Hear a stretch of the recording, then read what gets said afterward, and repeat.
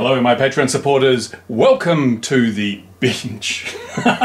Yeah, somewhere beneath this there is a bench, trust me it's there, I can tell you. What am I doing today? Well, I'm actually getting together all the bits for this long range project. Now I'm going to do it in, I did a video, I was going to put this on the channel, but I thought, nah, you guys should get the benefit of this. Here comes a damn plane. What I'm going to do is I'm going to build a beta plane first, something that'll just let me test out some of the stuff like which motor to use and get the flight controller all programmed up and all that sort of stuff without risking the final craft, because the final craft is going to be kind of cool. So I had a new in-box Bonsai 2, see? Bonsai, not a Bonsai 2, goodness me, no. The original Bonsai, right? The Bonsai 2 apparently is a piece of crap. So I'm going to use this as my test platform to just check out all the electronics and all the FPV gear and that sort of stuff to make sure that we're going to be using the right gear, because obviously there are a lot of options on the market today and I want to make sure the stuff that I'm going to put in here is both good value and good performance. So I'm starting it originally with just stuff I got lying around, right? So I've got myself a 2304 mini quad motor, 2100 kV, so it's relatively low kV because I want this to be reasonably efficient. I want to get a fair amount of range, obviously, and no good if you're having a long range model if it can only fly a kilometre before it runs out of battery. And the Bonsais are not that efficient, so I've just, starting point there. I might swap it for an 1806 later and see if that produces more efficiency, but I have a feeling that the bigger motor, certainly the bigger diameter motor, will give better efficiency than the small motor for a number of reasons, but we will find that out. And I've got it's an old mini quad 30 amp ESC I'm using. It's a RC timer on. So that's going to do on there. I've got an F3 or F4, can't remember, flight controller from Banggood, El Cheapo. This one doesn't have the current sensor, but it's going to be enough to get going, to get the iNav sorted and everything. Of course, got the R9 receiver, the R9 Slim, which I don't make anymore, but hey, use your favourite R9 receiver when we do this. I have a Runcam Swift, a Micro Swift 2, Runcam Micro Swift 2, which I'll be using because it's sitting around. But by the same token, these are a very small, very light camera, and I want to keep the weight down, The goal is sub 250 grams. Not because the rules don't apply, because they do. Since the Reauthorization Act was passed, the rules apply to every damn thing, right? So it doesn't matter, it could weigh 1 gram and it would still be subject to the rules that are laid down by the FAA.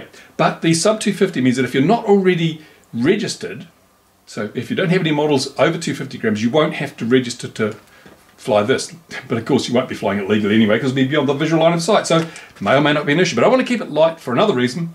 As I mentioned in my first video, the lighter something is, the safer it is. This sort of thing here, foam at the front, motors at the back, total weight under 250 grams, I don't think you could even bruise anybody, let alone hurt anybody. And if you whack this into a car or a building, it's just going to bounce off. No one's going to know. So safety first. So that's what I'm up to at the moment. Get things in, get things sorted so that I can speak from a position of knowledge when we do the final build. Because the final build will probably be a foam board plane. Now a lot of people have said, oh, do a Zod or do a mini Talon or something, but no, I want to keep the price down. I want to keep it really, because the less it costs, the less you're losing if you can't get it back. If it disappears and never returns, you're not out of pocket by quite the same amount. So I want to keep this as cheap as possible. Now what I may do, once I've worked out what works and what doesn't, and we'll do it by a process of refinement, and I probably won't litter the main channel or the channel with too much of this stuff, so you Patreon supporters get to see a lot of the stuff that the non-supporters won't get to see. That's why you support me, isn't it? Extra fun, extra content, extra quality content. So I will, I'll go through this refinement process with you guys on board, and then on the channel I will put the results of all this process. So certainly I'll have a parts list like I did with the mini quad project so long ago that so many people built. I'll do up a parts list with links. Again, no affiliate links. What I might do, and this is for you guys, I will probably talk to someone like Banggood. If I can get most of the parts from Banggood, I'll talk to someone like Banggood, and instead of doing affiliate links, I'll try and arrange a discount link so that if you buy it through Banggood, instead of me getting a commission, the purchasers will get a discount. Isn't that great? So that will make it cheaper again for everybody. And yeah, so that's where we're going. I'm looking at 4 cells because I want to make it a low kV, high voltage system because that's more efficient. And I've got some of these 650 milliamp 4 cells for my mini quads, my little super mini quads. And that's where we're at the moment. So stick with me. This is going to be an interesting journey.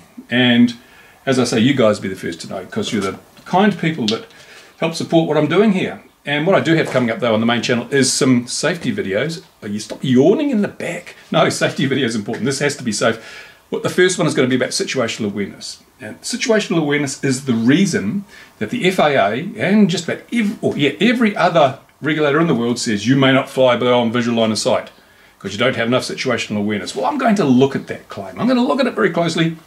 To a degree it's true, but I think I might have some stuff in that video that will surprise you. And we'll look at the facts, not just the hyperbole and the what ifs that regulators tend to throw around. So yeah, I'm going to keep you safe, and I'll keep you, and I won't make you go poor by building this thing. It'll be cheap as possible. There you go. Thank you for your support. Comments, questions, if you like, to Patreon, the Patreon page, or on this video, I don't care. I'll have a look at both.